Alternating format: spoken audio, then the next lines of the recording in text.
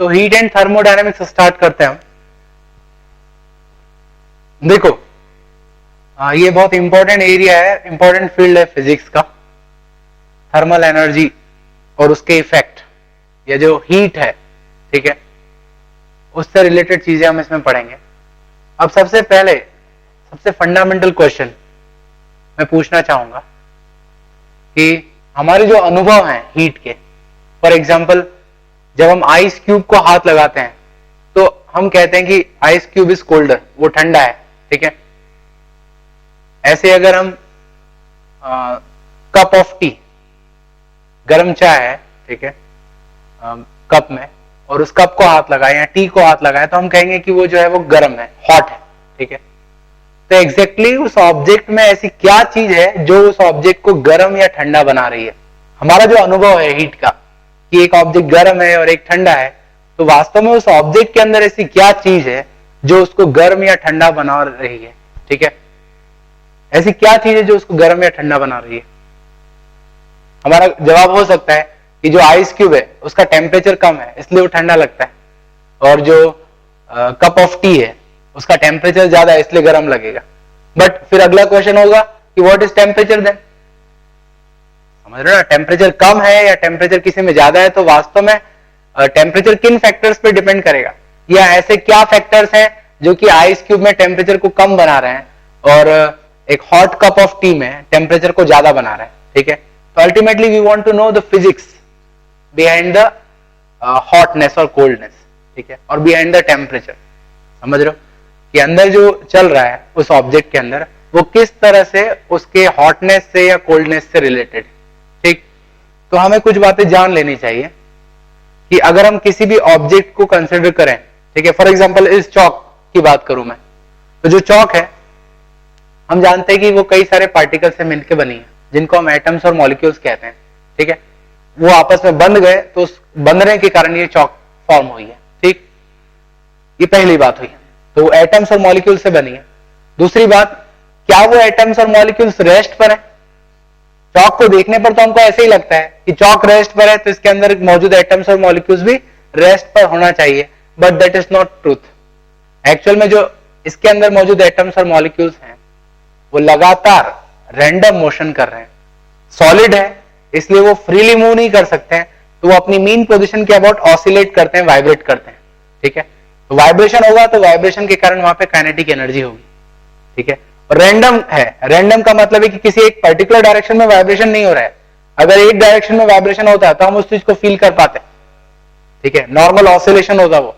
But random है तो कोई ऐसा ऑसिलेट कर रहा है तो कोई ऐसा ऑसिलेट कर रहा है, कोई किसी और एंगल पे ऑसिलेट कर रहा होगा, तो डिफरेंट डायरेक्शन में उनका ऑसिलेशन हो रहा होगा, ठीक है। सॉलिड चौक की बात करी मैंने। अगर इस कमरे में मौजूद एयर की बात करूं तो एयर भी मॉलिक्यूल से मिलकर बनी है, और जो मॉलिक्यूल्स हैं वो रेस्ट पर नहीं है, वो लगातार मोशन कर रहे हैं। अब now molecules of air are relatively free, और we should say they are absolutely free in comparison to the molecules in the solid. So what type of motion the air molecules can exhibit, किस type का motion exhibit कर सकते हो।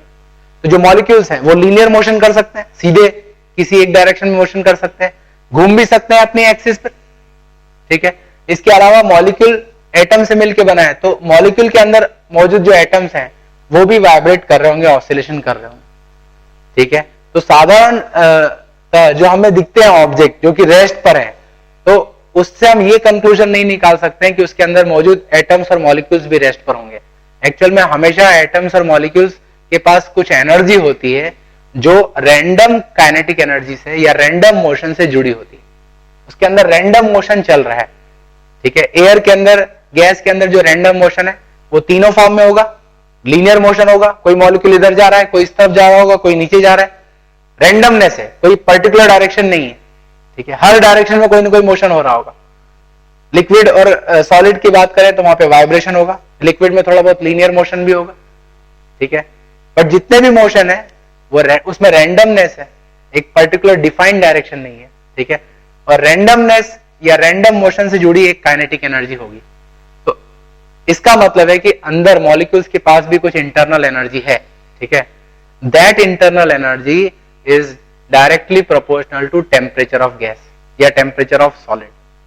किसी भी substance का, object का जो टेम्परेचर है वो उसके अंदर मौजूद मॉलिक्यूल्स और एटम्स के रैंडम मोशन से जुड़ी काइनेटिक एनर्जी से प्रोपोर्शनेट होगा। तो जितनी ज्यादा अंदर काइनेटिक एनर्जी होगी, ठीक है, मॉलिक्यूल्स जितना तेजी से मोशन कर रहे होंगे, रैंडम मोशन कर रहे होंगे, उतना अधिक टेम्परेचर होगा। ठीक है, तो एक गर्म ऑब्जेक्ट और ठंडे ऑब्जेक्ट में यही डिफरेंस है कि उनके अंदर मौजूद जो मॉलिक्यूल्स है उनका रैंडम मोशन जो है वो डिफरेंट है। मैं एक एग्जांपल लेता हूं।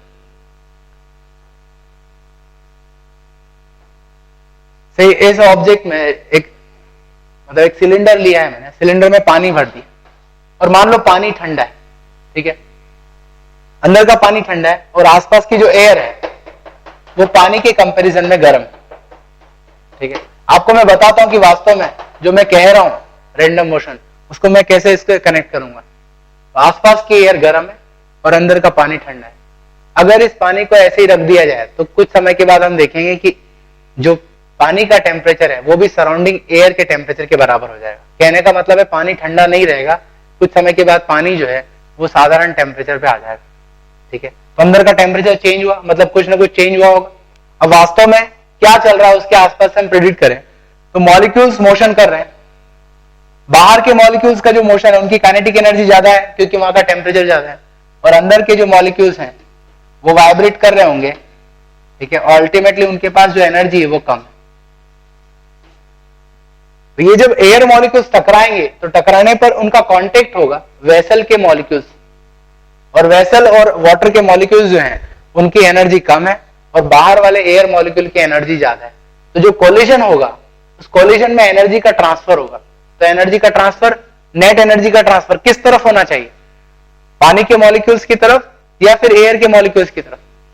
डेफिनेटली जिसके पास ज्यादा एनर्जी होगी उसकी एनर्जी कम होनी चाहिए और कम एनर्जी वाले पार्टिकल को अपनी एनर्जी दे देगा। जब ये एयर मॉलिक्यूल्स टकराएंगे इस तरह से, इस पानी से या बर्तन से जब वो टकराएंगे तो अपनी एनर्जी का ट्रांसफर कर देंगे बिकॉज ऑफ कोलिजन। किससे? पानी को दे देंगे एनर्जी, और पानी को एनर्जी दे दी तो पानी के मॉलिक्यूल्स का वाइब्रेशन जो है, ऑसिलेशन और बढ़ जाएगा, रैंडमनेस और बढ़ जाएगी। ठीक है, तो रैंडम मोशन की काइनेटिक एनर्जी बढ़ने से अंदर का टेम्परेचर भी बढ़ जाएगा, और ये घटना तब तक चलती रहेगी जब तक कि बाहर की एवरेज काइनेटिक एनर्जी और अंदर की एवरेज काइनेटिक एनर्जी सेम ना हो जाए। उसके बाद में कोलिजन तो होते रहेंगे बट एनर्जी का ट्रांसफर रुक जाएगा। समझ रहे हो ना?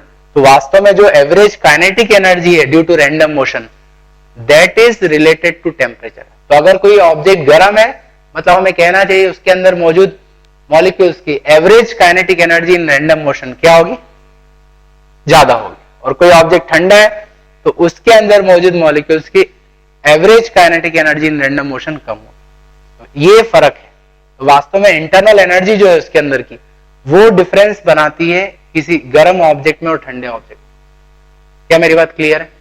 हाँ, एक और चीज, एक मिसकंसेप्शन है हॉट और कोल्ड। जो हॉट और cold they are relative terms. For example, बर्फ को हाथ लगाने पे हमें ठंडा महसूस होता है। ठीक है, तो इसका मतलब ये है कि हमारे बॉडी टेम्परेचर और आइस के टेम्परेचर में डिफरेंस है। आइस का टेम्परेचर हमसे कम है इसलिए हमको वो ठंडा लग रहा है।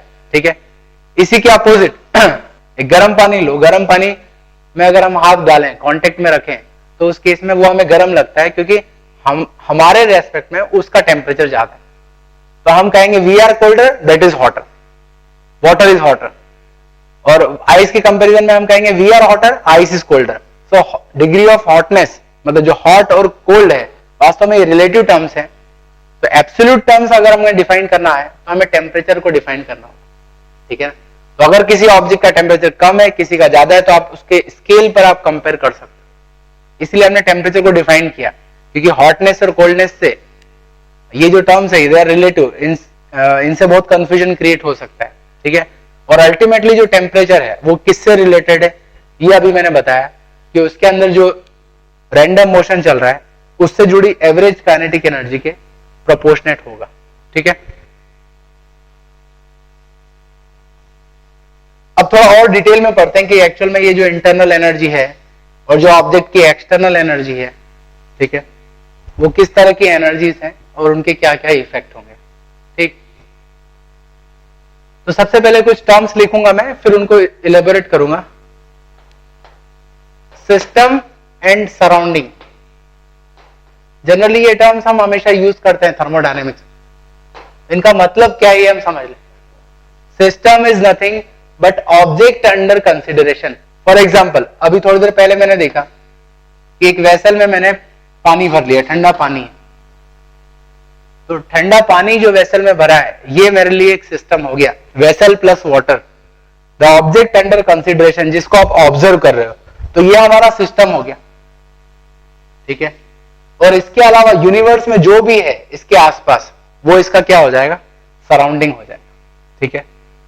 System means object under observation और object under consideration, and surrounding means universe minus that system. बाकी जो स्पेस होगी, बाकी जो ऑब्जेक्ट्स होंगे, उनका कलेक्शन इस सिस्टम के लिए सराउंडिंग का रोल प्ले करेगा, ठीक है। तो सिस्टम एंड सराउंडिंग। अब सिस्टम की बात करें, सिस्टम के अंदर एक्चुअल में क्या चीज है जिसको हम ऑब्जर्व कर रहे हैं, ठीक है। सिस्टम के अंदर हम देखें, पहली बात तो सिस्टम के अंदर है मास, या हमें कहना चाहिए मैटर। सिस्टम के अंदर मैटर है, जो भी ऑब्जेक्ट होगा, चाहे वो सॉलिड हो, लिक्विड हो, गैस हो, कुछ ना कुछ सब्सटेंस उसके अंदर है, ठीक है। और मैटर अल्टीमेटली किससे बना है, एटम्स और मॉलिक्यूल से मिलकर बना है, वो उसके कंस्टिट्यूएंट पार्टिकल्स, ठीक है। तो वास्तव में जो भी आप स्टडी कर रहे हो, ठीक है, माइक्रो लेवल पर जाओ आप, तो अल्टीमेटली एटम्स और मॉलिक्यूल्स हैं जिससे मिलके वो सब्सटेंस या मैटर बना है, ठीक है।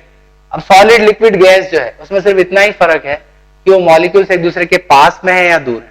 सॉलिड में बहुत पास होते हैं, स्ट्रॉन्ग बॉन्ड, लिक्विड में थोड़ा और दूर, और गैस में और दूर हो जाते हैं, और बॉन्ड इतना वीक हो जाता है कि वो एक दूसरे को बांध के नहीं रख सकते हैं, इसलिए दे मूव फ्रीली, ठीक है। इसलिए हम उसको जो स्टेट है कहते हैं कि गैसेस स्टेट में चला गया या स्टेट में चेंज आ गया।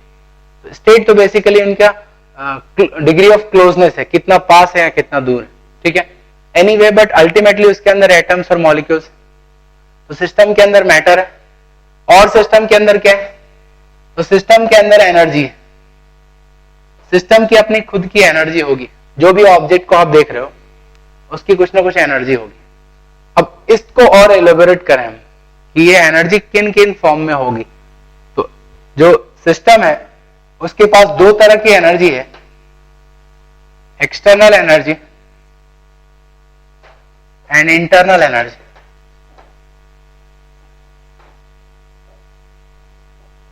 दोनों का मतलब ध्यान से समझना, ठीक है। External and internal energy.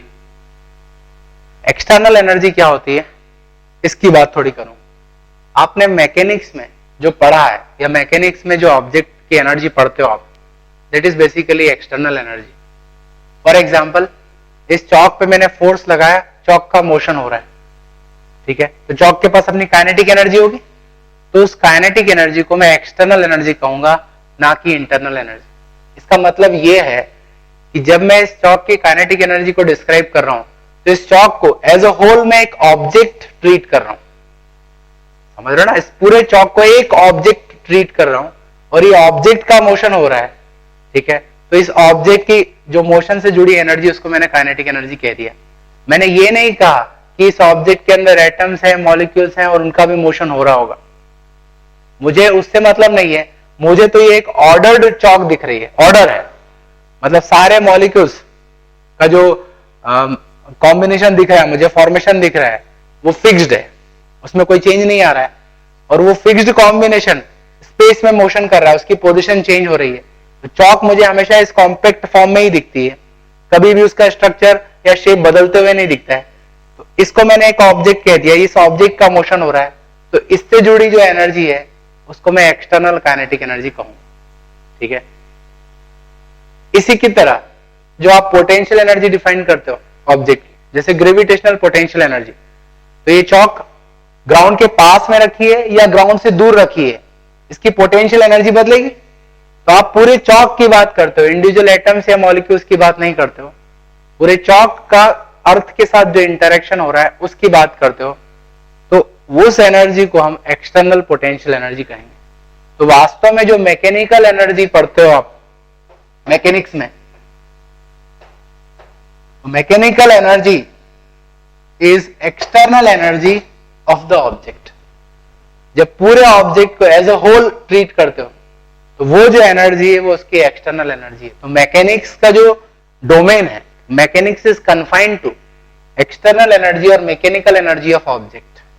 ठीक है, इसके अलावा भी उसके अंदर एनर्जी मौजूद होती है।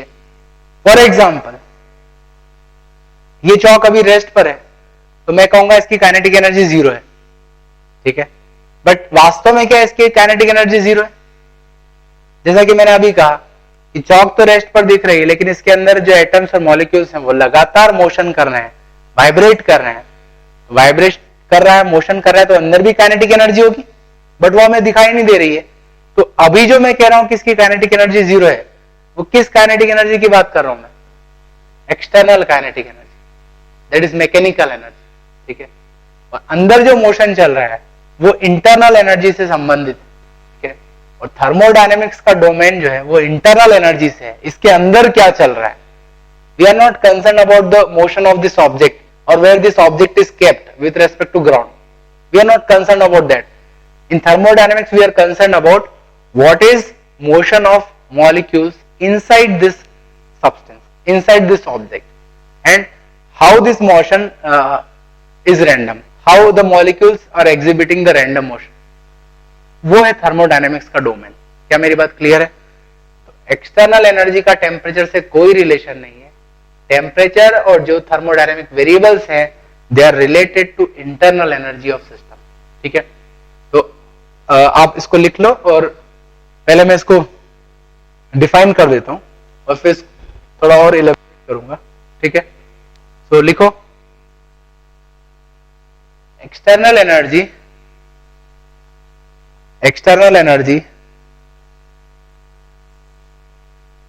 Is sum of kinetic energy and potential energy,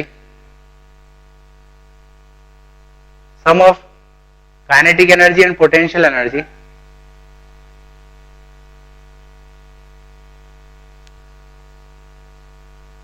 of the object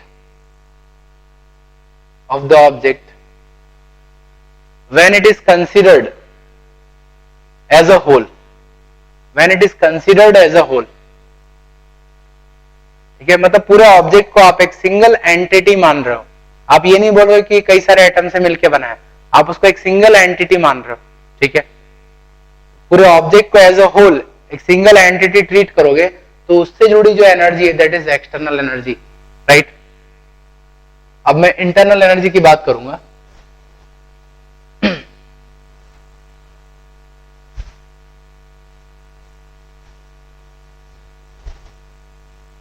अब हम देखते हैं कि ऑब्जेक्ट के अंदर क्या चल रहा है।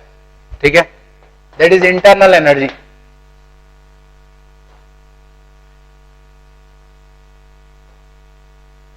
जैसा कि मैंने कहा कि जो ऑब्जेक्ट है उसके अंदर के जो मॉलिक्यूल्स हैं, एटम्स, वो लगातार मोशन कर रहे हैं। ठीक है, but that motion is random. उसका जो मोशन है वो रैंडम है। ठीक है, मोशन जहां भी होगा वहां काइनेटिक एनर्जी होगी। सो इंटरनल एनर्जी का पहला जो कंस्टिट्यूएंट होगा that is kinetic energy of molecules in random motion.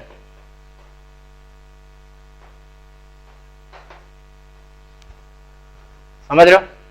जो मॉलिक्यूल्स उनका रैंडम मोशन चल रहा है और रैंडम मोशन से जुड़ी काइनेटिक एनर्जी जो है वो इंटरनल एनर्जी में इंक्लूड होगी।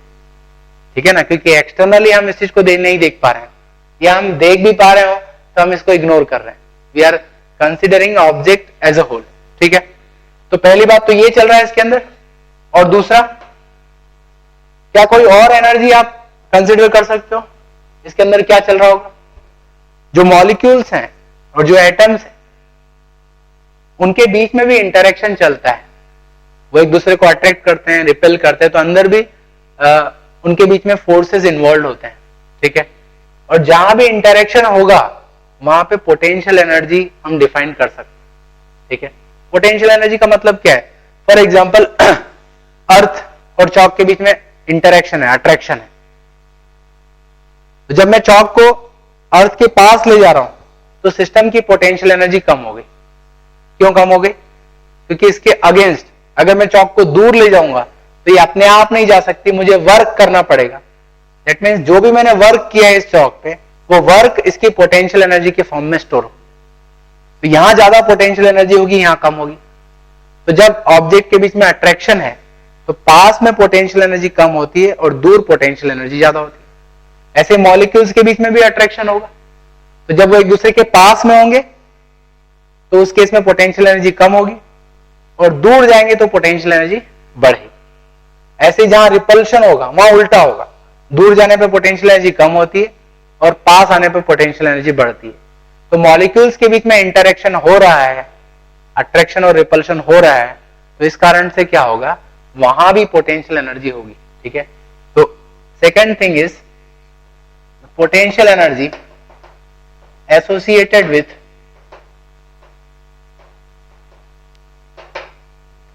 interaction among molecules।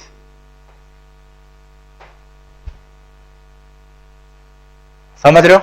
तो ये दो तरह के चीजें चल रही है अंदर, रैंडम मोशन के कारण काइनेटिक एनर्जी और दूसरा इंटरेक्शन चल रहा है। अच्छा, इंटरेक्शन से जुड़ी जो एनर्जी होगी वो डिस्टेंस पर डिपेंड करेगी, मॉलिक्यूल्स दूर है या पास। तो मैं ये कह सकता हूं कि अंदर जो स्ट्रक्चर है, अंदर एटम्स और मॉलिक्यूल्स का जो अरेंजमेंट है, वो अरेंजमेंट डिसाइड करेगा कि अंदर की पोटेंशियल एनर्जी कम है या ज्यादा है।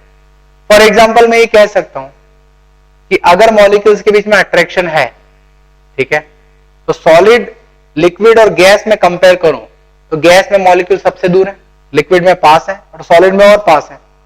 तो गैसियस सिस्टम में जो पोटेंशियल एनर्जी होगी वो ज्यादा होगी, लिक्विड में कम होगी और सॉलिड में और भी कम होगी। मिनिमम एनर्जी सॉलिड के केस में होगी अगर हम पोटेंशियल एनर्जी की बात करें ड्यू टू इंटरेक्शन। ठीक है, तो ये दो तरह की एनर्जी। और भी अंदर जा सकते हो, आप कहोगे कि एटम जो है उसके अंदर इलेक्ट्रॉन घूम रहे हैं तो वहां इलेक्ट्रॉनिक एनर्जी होगी, न्यूक्लियस के न्यूक्लियर एनर्जी है, बट दैट इज अगेन एक डिफरेंट डोमेन खुली है, उसका टेम्परेचर से रिलेशन नहीं है। एटॉमिक और न्यूक्लियर फिजिक्स में उस एनर्जी की बात करते हैं। अभी जहां तक हम थर्मोडायनेमिक्स की बात कर रहे हैं वहां पे हम we are concern with one random motion of molecules and other is how the molecules or atoms are arranged in the object। Arrangement बदलेगा तो उसकी स्टेट बदल सकती है। ठीक है, और उससे हम थर्मोडायनेमिक्स को रिलेट करेंगे।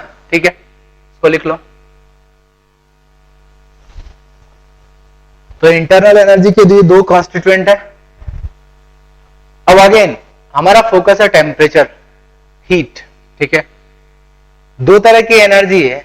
जो दूसरी एनर्जी है potential energy due to interaction, ये अल्टीमेटली उसकी स्टेट बताएगी कि मॉलिक्यूल्स पास है या दूर हैं। ठीक है, तो स्टेट जो है अल्टीमेटली वो टेम्परेचर पे डिपेंड कर सकती है अल्टीमेटली, बट टेम्परेचर उस पर डिपेंड नहीं करता।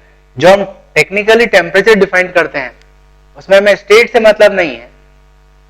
Temperature is directly proportional to kinetic energy in random motion. Random motion की जो काइनेटिक एनर्जी है वो डिसाइड करती है टेम्परेचर ज्यादा है या कम है। क्या मेरी बात समझ रहे हो?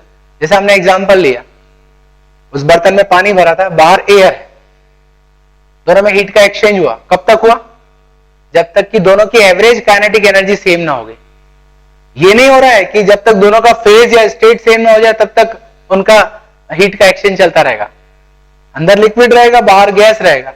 तो स्टेट जो है वो टेम्परेचर को डिसाइड नहीं करती। ठीक है, टेम्परेचर स्टेट को डिसाइड करता है, वो एक अलग इश्यू है। बट अभी जो हम टेम्परेचर डिफाइन कर रहे हैं, absolute temperature, that is proportional to average kinetic energy. ठीक है, तो रैंडम मोशन की जो काइनेटिक एनर्जी है उसका रिलेशन टेम्परेचर के साथ है। तो आप एक स्टेटमेंट लिखो,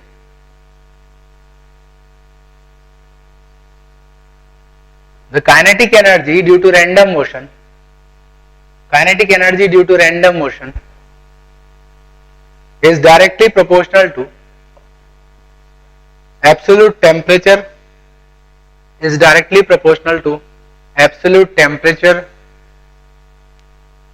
of object।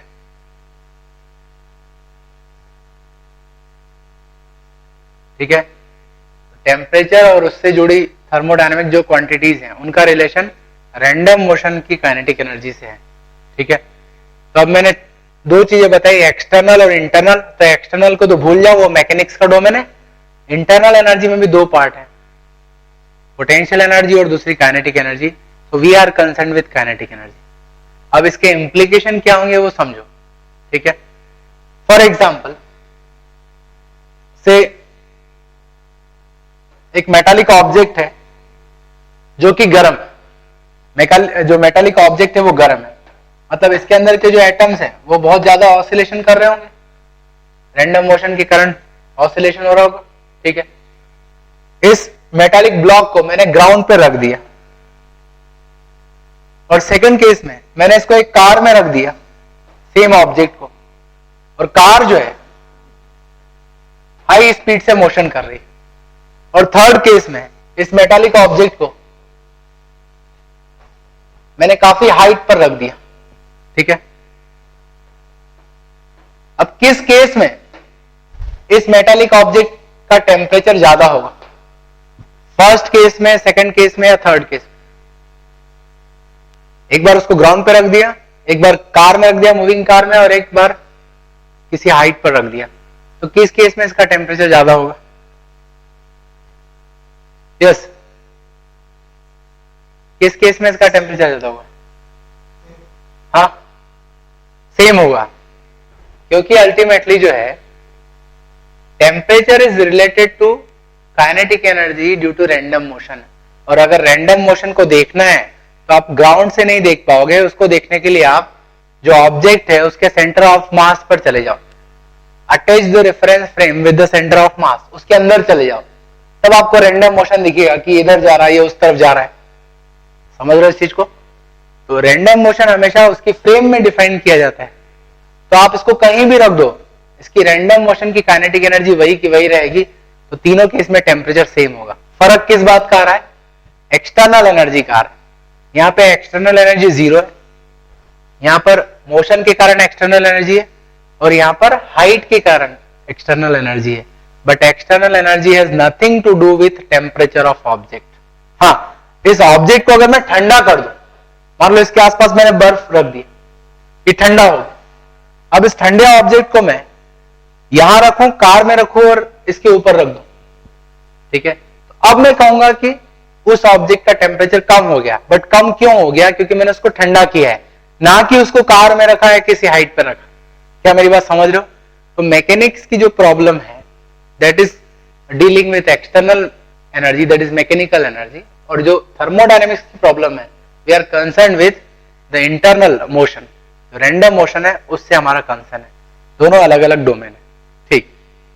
अब मेरा दूसरा प्रश्न है, क्या एक्सटर्नल एनर्जी को इंटरनल एनर्जी में कन्वर्ट किया जा सकता है, या इंटरनल एनर्जी को एक्सटर्नल एनर्जी में कन्वर्ट किया जा सकता है?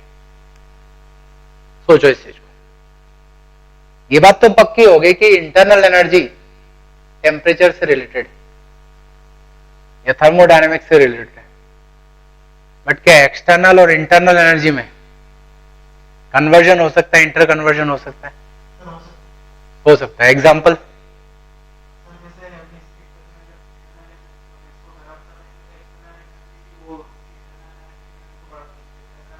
नहीं नहीं नहीं नहीं नहीं, ठीक है, ये एक्सप्लेनेशन नहीं है, सही एग्जाम्पल नहीं है। एक्सटर्नल एनर्जी कैसे बदल जाएगी उसको ठंडा करने से? मैं एक एग्जाम्पल देता हूं, इंटरनल एनर्जी एक्सटर्नल एनर्जी में कैसे बदलेगी। फॉर एग्जाम्पल, एक सिलेंडर है, ठीक है, उसके अंदर गैस फिल कर दी और ऊपर से पिस्टन लगा दिया, अंदर गैस, और पिस्टन जो है वो मूवेबल है। इस पिस्टन के ऊपर एक हैवी ब्लॉक रख दिया मैंने, ठीक है। अब मैं क्या करता हूं, इसको गर्म करता हूं, इसको बाहर से हमने हीट दी, तो हीट देने के कारण ये गर्म हो जाएगा, और गर्म होने के कारण क्या होगा? What is heat? और इंटरनल एनर्जी क्या है? अभी मैंने बताया। टेम्परेचर क्या है वास्तव में? That is related to random motion kinetic energy. तो वास्तव में हीट देने का मतलब है आपने अंदर काइनेटिक एनर्जी बढ़ा दी रैंडम मोशन के मॉलिक्यूल्स की। अब मॉलिक्यूल्स बहुत तेजी से टकराएंगे इस पिस्टन से, और जब भी मॉलिक्यूल्स का कोलिजन होगा पिस्टन की वॉल पे, उस पे पिस्टन पे फोर्स लगेगा, किस डायरेक्शन में, ऊपर की तरफ। तो फोर्स लगने के कारण क्या होगा, कुछ समय के बाद की अगर पिक्चर बनाई जाए तो ये पिस्टन और उससे जुड़े ब्लॉक को उठा देगा। तो अगर आप गैस को गर्म करोगे तो ये इसको ऊपर की तरफ उठा देगा। अब मुझे बताओ, ये जो ब्लॉक है, इस ब्लॉक की एक्सटर्नल एनर्जी बढ़ गई या कम हो गई? बढ़ गई ना। उसको उठा के ऊपर की तरफ रखा है, उठाने में आपकी एनर्जी खर्च होगी या नहीं? तो इस ब्लॉक के पास अब ज्यादा एक्सटर्नल एनर्जी है, और वो कहां से आई है? वो आई है इसकी इंटरनल एनर्जी से, ठीक है। तो इसने वर्क किया और वर्क के थ्रू उस इंटरनल एनर्जी को दूसरे ब्लॉक की एक्सटर्नल एनर्जी में बदल दिया। क्या मेरी बात क्लियर है? तो इंटरनल एनर्जी एक्सटर्नल एनर्जी में बदल जाएगी। हाँ, ये बात तय है कि अगर इसने वर्क किया तो इसका खुद का टेम्परेचर कम हो जाएगा, खुद की एनर्जी कम हो जाएगी, क्योंकि एनर्जी उसने बाहर दी, ठीक है। तो उस टेम्परेचर को बढ़ाने के लिए बाहर से हीट की जरूरत पड़ेगी। Anyway, that is different question. Internal engine में, जो ऑटोमोबाइल इंजन होता है, उसमें यही होता है, जब पेट्रोल या डीजल जलता है तो वहां पे हीट प्रोड्यूस होती। हीट का मतलब है इंटरनल एनर्जी। अंदर वो गर्म है, गैसेस मिक्सचर, गर्म होने का मतलब है रैंडम मोशन की काइनेटिक एनर्जी ज्यादा है। वो पिस्टन से टकराता है तो पिस्टन का मूवमेंट होता है, पिस्टन के मूवमेंट से के कारण व्हील का मूवमेंट होने लगता है, और वो जो कार या बाइक है वो उसका मोशन होने लगता है।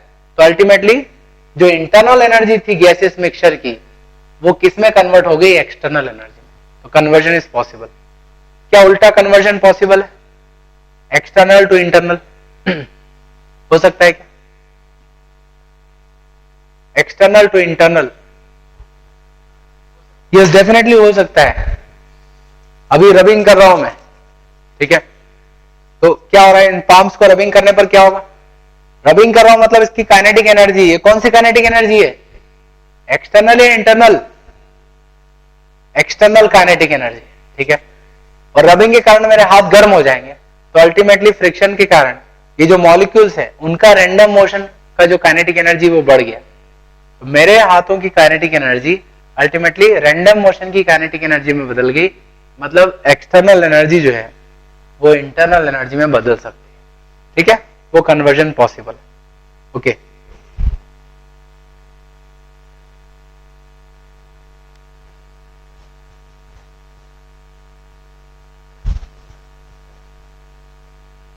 तो ये उसका बेसिक कंसेप्ट है, इसी के थ्रू हमें आगे बढ़ना है। यस, एक और चीज को मैं डिफाइन करता हूं, हीट।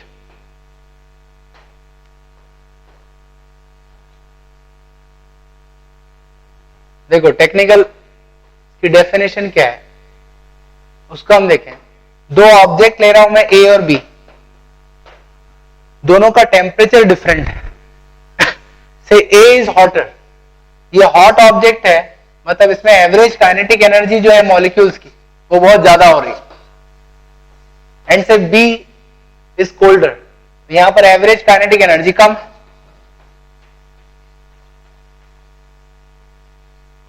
जब इनको हम कांटेक्ट में रखेंगे तो क्या होगा?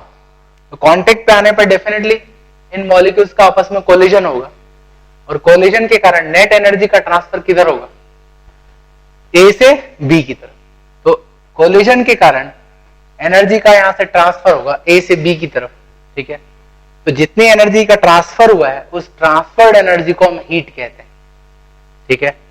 तो heat is the energy transferred between one object to another object because of temperature difference. Energy transfer करने के और भी तरीके हैं। इसको एनर्जी देना है तो मैंने फोर्स अप्लाई कर दिया, तो मैंने वर्क किया है। तो एक तो वर्क करके एनर्जी ट्रांसफर कर सकते हैं, और दूसरा तरीका है बिकॉज ऑफ टेम्परेचर डिफरेंस भी एनर्जी का एक्सचेंज हो सकता है। So heat is transferred energy between the two objects because of temperature difference. Transferred energy between two objects because of temperature difference. ठीक है, जो ट्रांसफर हो रहा है उस एनर्जी को हीट कहते हैं। तो कॉमन लैंग्वेज में जब हम कहते हैं वो बात गलत है। हम कहते हैं कि ए गर्म है तो इसके पास ज्यादा हीट है, बी ठंडा है तो इसके पास कम हीट है। तो heat is not energy which is contained in the object, heat is the energy which is exchanged. जो ट्रांसफर हो रहा है उसको हीट कहते हैं। Remember that thing. जो एनर्जी अंदर है उसको हम हीट नहीं कहते हैं, उसको इंटरनल एनर्जी कहते हैं। क्या मेरी बात क्लियर है? तो हीट इज ट्रांसफर्ड एनर्जी। तो दो तरह से ट्रांसफर हो सकता है, एक हीट के जरिए, टेम्परेचर डिफरेंस के जरिए, और दूसरा फोर्स के जरिए।